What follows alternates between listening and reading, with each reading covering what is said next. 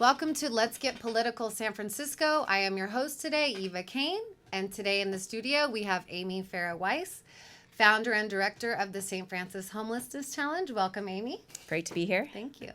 We also have Chris Herring, Ph.D. candidate in the Sociology department at UC Berkeley. Welcome, Chris. Thanks you for being here. All right, so first question. Supervisor Campos just declared a state of emergency in San Francisco with the homeless situation. Tell us about this. What's happening?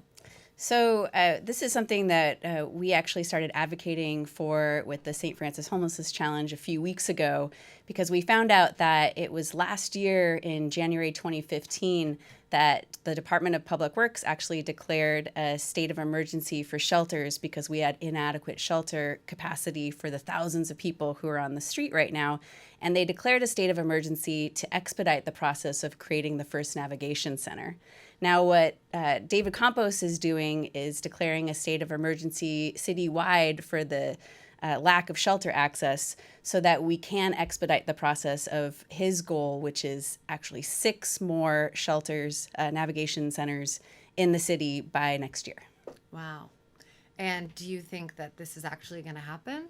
It's actually already started working, because Ed Lee and the Office of Hope were saying that, it's going to be about 6 months before we can get another navigation center really set up and going. And as soon as this was declared, now we have one that is going to be moving forward most likely by June, and there's another one in the works. And so it's already sped up that crisis level, that emergency level. And now it's up for, more spaces in the city, more public land to be used for this crisis, because once again, we have thousands of people living on the street every night without access to a toilet, without access to secure shelter. And we have 700 people at least on the waiting list trying to get into 90-day shelter. We have 200 people right now that are at Pier 80, and they're not sure of their future, if they're going to be out on the street within a couple weeks or a few months. So we need to be providing more of the shelter access for the real baseline crisis needs. If people don't have access to a toilet or don't know where they're going to sleep tonight, and there's thousands of people in a city that are experiencing that, that's really the definition of a crisis or a disaster. Absolutely. Thank you for that information. So with that note, we're going to lead into our clip where we visited Amy's last event with the St. Francis Homelessness Challenge. We're at the St. Francis Homelessness Challenge. Today, the community in San Francisco has come together to support our unhoused neighbors. Where are you currently? I'm outside, actually on Bryant, right underneath the on and off ramp, Dory Alley, right underneath there. Okay, how long have you been there? 2 years. The same location? 2 years, yeah. Well, we run away when the cops come, and we come right back. How often do you have to deal with the police? At least 4 times a week anyway, yeah. They wake us up and, scream at us and yell at us and give us tickets, and each ticket they give us is a warrant for our arrest. So I have 12 warrants right now. So when they want us out of the way or we get on their nerves, they can pull us in on the warrants at any time they want. We're still human beings. A human being is a human being. Where he lives is just geography. Homelessness in San Francisco is a problem, and people act like if they just get out their neighborhood, it'll just all go away. People that are like my age, there's not really those many resources out there, because there's like Larkin, you have to be like under the age of 25.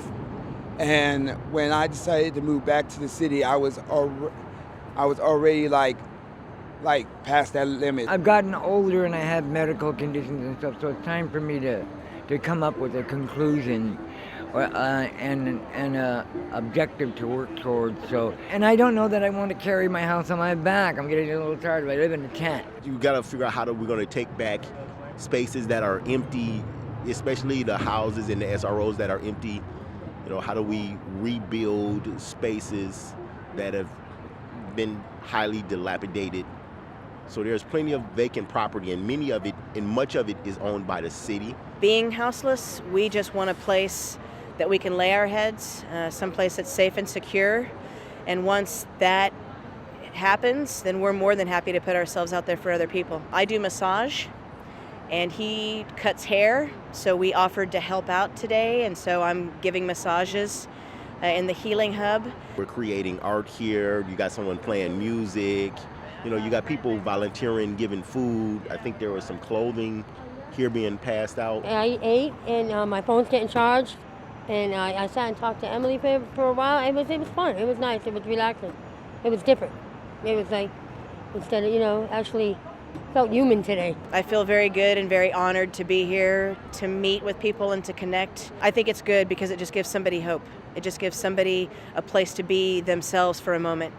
Thank you, Amy. That was a wonderful event. And Chris, this question is for you. Can you tell us about the anti-homeless laws and criminalization of homeless? This woman was saying she had 12 warrants. What happens with our unhoused neighbors on the streets? What's happening? Yeah, so this is a national trend, not just here in San Francisco, but all over the country. We've seen a rapid rise since the 1980s, but especially in the past 4 years, of what legal scholars are now calling today anti-homeless laws. And these are laws that restrict behaviors that homeless people have no other choice really but to do in public, such as sleep and rest, to have charitable food, and also, just dwelling on the streets. So across the United States, the study in the last 4 years showed that in more than half of U.S. cities, they now have laws restricting these activities in certain places. And one of the fastest growing trends is in citywide bans on sleeping and resting. So here, as you see in this graph, this is just from 2011 to 2014. And as you can see, we're seeing 20 to 30% increases in the passage of a lot of these laws. So these laws give new powers to police officers and embolden citizens to call and report these issues as police issues and to be handled through police action. Of course, homeless people in the city have nowhere to go. We only have 1,200 shelter beds for a population of over 7,000. So they're forced to run around, as the woman in the video was explaining. And often they have to give citations to prove that they're addressing this problem to the complaining business owner or their lieutenant. The officers themselves don't actually particularly like having to enforce these laws. And I think one of the myths out there that we hear is that, okay, San Francisco has these laws. They have more laws than actually any other city in California, 23 anti-homeless laws. The most recent being passed was the Sit-Lie law that many people are familiar with. And what these laws result in is widespread harassment of homeless people. So a lot of people think that it's only a small group of homeless people that get repeatedly cited or approached. With a recent study we did with the Coalition on Homelessness here in San Francisco, we surveyed 350 homeless people. And what we saw was that the vast majority of homeless people face these type of citations. It was over 60%. And many had more than 5 citations. Those on the streets and those living in parks, 40 to 50% of them received 5 or more citations.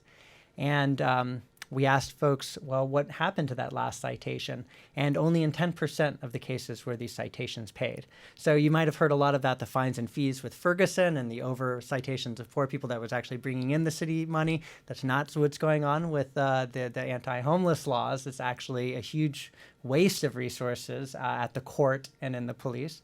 And this has a huge impact on people. As we heard in the woman in the video, they're constantly living under the threat of being pulled in by the police because they're getting a warrant. They're also having their driver's license repealed when they don't pay it. There's also a $300 civil assessment added onto that if they don't pay it. And this debt lingers on even past the time that they're actually experiencing homelessness and perpetuates poverty and leaves people on the street even longer than they otherwise would. So in this way, we can actually see how this criminalization is adding numbers of homeless to the streets of San Francisco. Absolutely. It's a vicious cycle. It's Yeah. perpetuating the situation. Thank you. What are the current paradigms for helping our unhoused neighbors, current successful solutions in place in other cities, and also what are you both working on in our community? I know you're up to fantastic things and I want to hear all about it. Sure. So there's a couple of great models that we'd like to see implemented in San Francisco right now to add to the great successes of the innovation of the Navigation Center. The Navigation Center is unique in that there's lower thresholds for people to be able to get in. There aren't the same kind of curfews and restrictions on being with your partner, or your friends, or having pets there. And so that's been successful. It's also tied to placement into long-term supportive housing. And that's really important. The area of advocacy that I'm personally focusing on and the St. Francis Homelessness Challenge is focusing on is, yes, we need to create more long-term permanent shelters and housing, but we also really have to address this issue of we need access to toilets, we need access to secure sleep so people don't feel like they're going to be robbed or abused or criminalized or displaced while they sleep, so they can get a few extra hours of sleep each night and be safe. And so there's a couple models. There's one in particular to check out called Dignity Village. That's in Portland, Oregon. And there's one in Washington called Camp Unity. Dignity Village is on city-owned land, and Camp Unity rotates on different properties, generally churches, private land, and they have support from the cities that they're in. And so we want to actually implement something like that in San Francisco that's pretty much a step between being on the street and being in a navigation center. And so it's providing those essential baseline services and using tiny structures that are mobile, so we get around some of the permitting issues for the structures. And we're calling those interim sleep and service hubs, and the project is called St. Francis Village. So with recent demonstrations around Super Bowl, thousands of San Franciscans came out to support our unhoused neighbors. What is the value of these demonstrations, and what can the ordinary citizens do? Yeah, right before the Super Bowl, Ed Lee came out on the media when asked what's going to happen to all these homeless people around here during the Super Bowl, and he said they're going to have to go without increasing any additional services or anything that would, make people go. So they moved, of course, and this led to the large encampments along Division Street, as many of your viewers will have read about in the Chronicle or have seen themselves as they're getting onto the 101.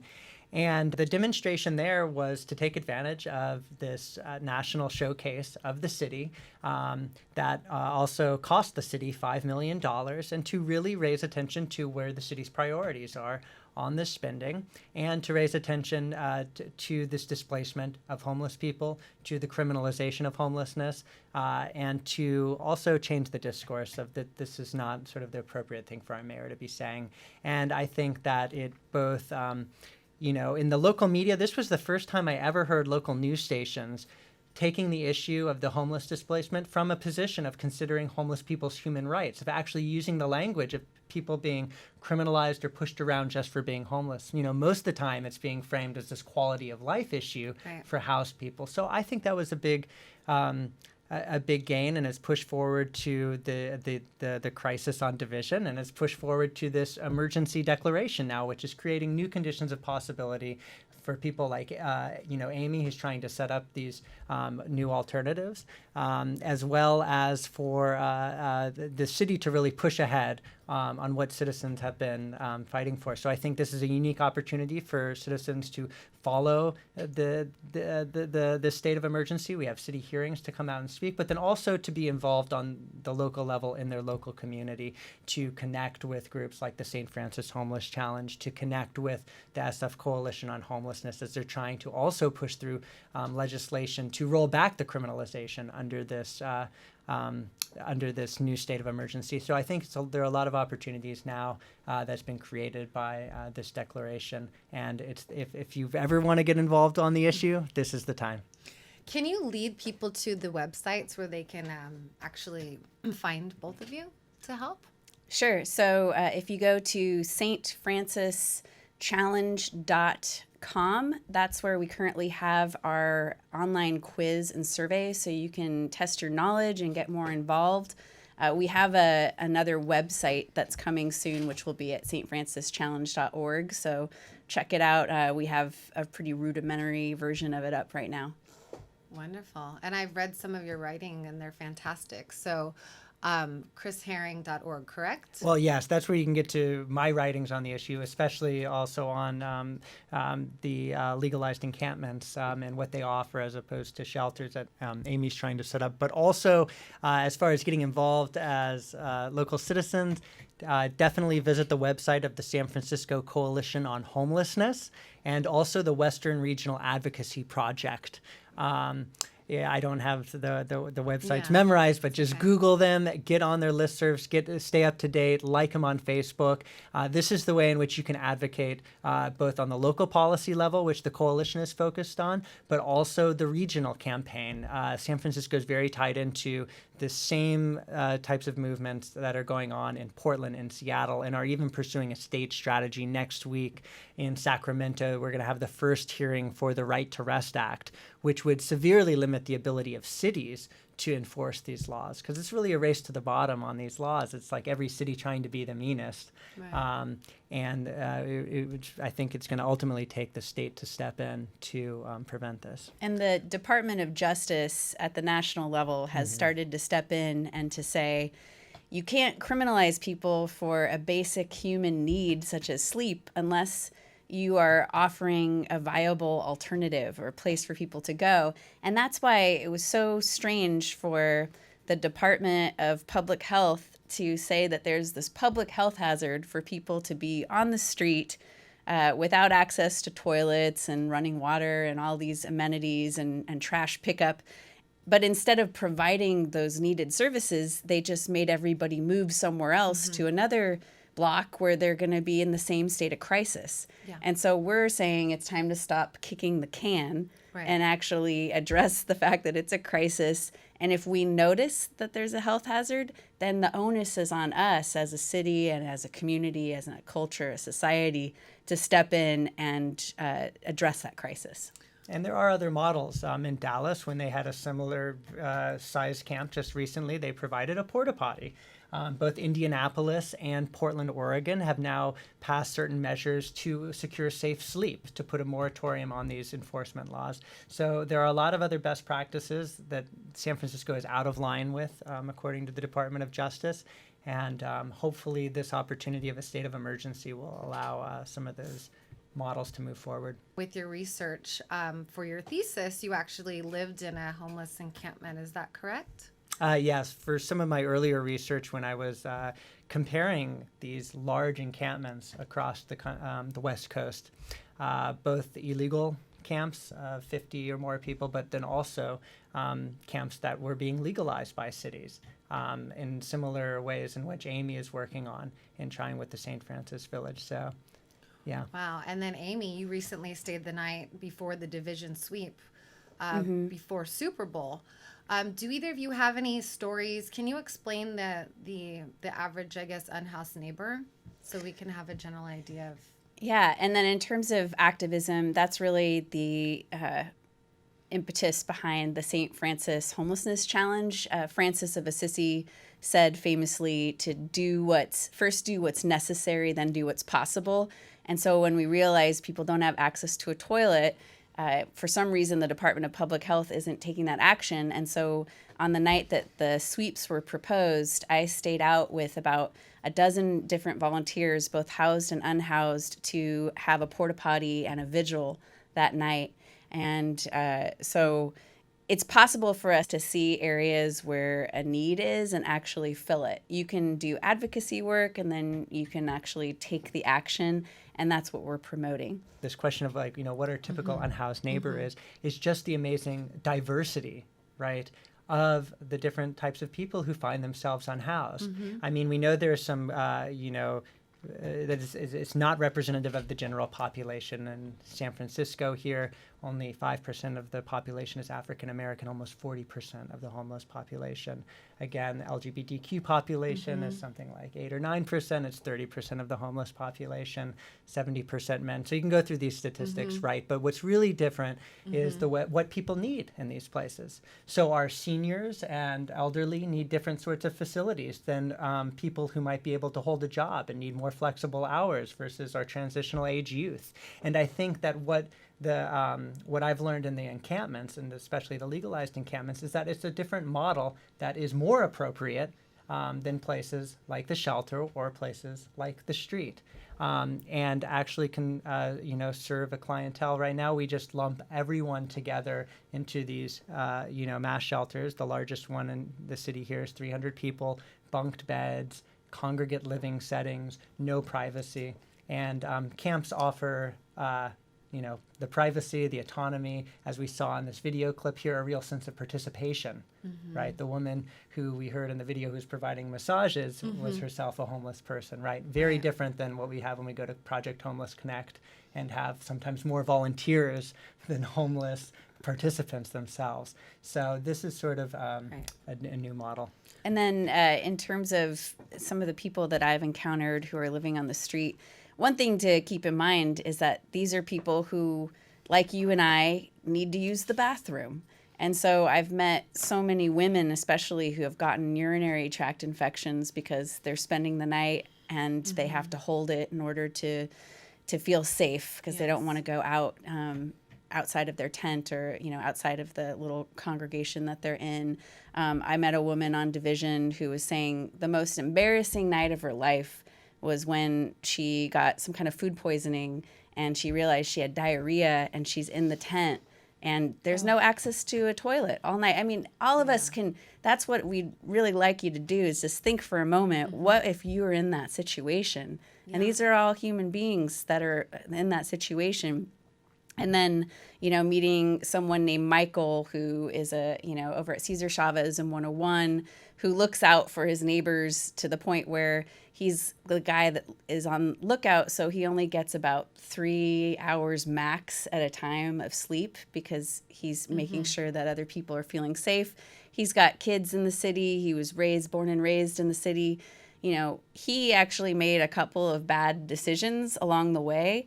And that's the thing. We don't need to sugarcoat this. I mean, some people on the street have made some bad decisions. Some people have been in situations where bad luck fell their way. It's a combination of both, but the thing in common is there isn't that safety net that, some of us have where we know that, the worst case scenario is that I have to move back in with my family or that I stay on my friend's couch for a couple weeks.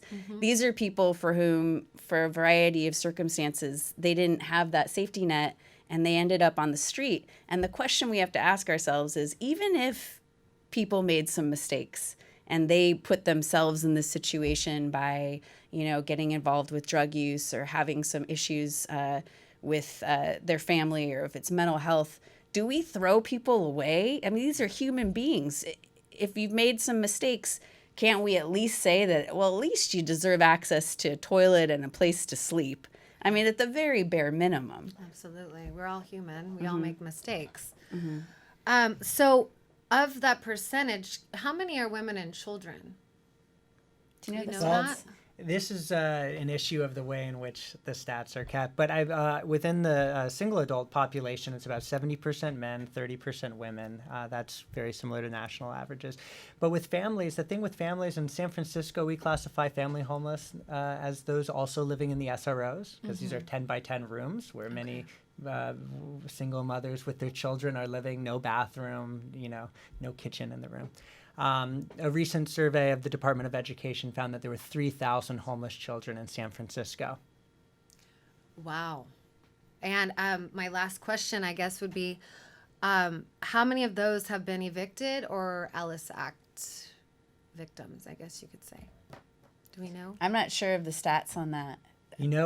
If you're by a computer, go to the Anti-Eviction Mapping Project. They have amazing visuals of how this has occurred over the year, and it's actually, very vivid. I know we're in the thousands now, but I don't know how many.